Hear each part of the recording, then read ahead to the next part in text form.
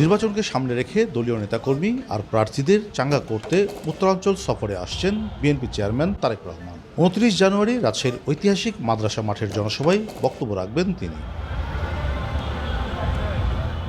দলীয় প্রধানের আগমন ঘিরে উৎসবের আমেজ তৃণমূলে নেতাকর্মীদের মাঝে।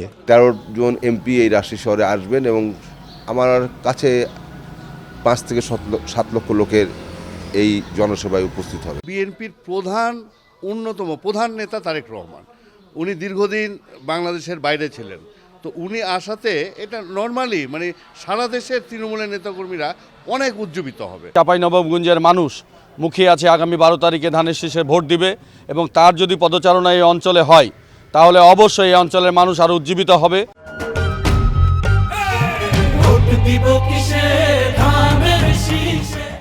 ইতোমধ্যে মাদ্রাসা মাঠের জনসভাস্থল পরিদর্শন করেছেন দলটির সিনিয়র নেতারা। চেয়ারম্যানের সফর এই অঞ্চলের প্রার্থীদের পক্ষে সাধারণ মানুষের ভোট টানতে ভূমিকা রাখবে বলছেন নেতারা।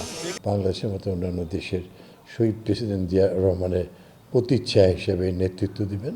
আমার ধারণা এটা একটা মহা জনসমুদ্র মাদ্রাসা মাঠের এই সমাবেশ রাজশাহী মহানগর ব্যাপী অনুষ্ঠিত হবে। নাটোর, রাজশাহী, চাঁপাই এবং এই অঞ্চলের মানুষের মধ্যে মারাত্মক উদ্দীপনা সৃষ্টি হয়েছে।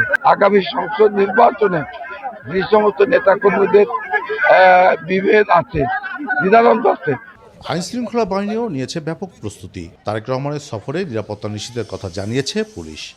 তার আগমনকে কেন্দ্র করে রাজশাহী মেট্রোপলিটন পুলিশের পক্ষ থেকে নানাবিধ নিরাপত্তা ব্যবস্থা গ্রহণ করা হয়েছে। ইতোমধ্যে আমাদের গোয়েন্দা সংস্থাগুলো এই বিষয়ে কাজ করছে।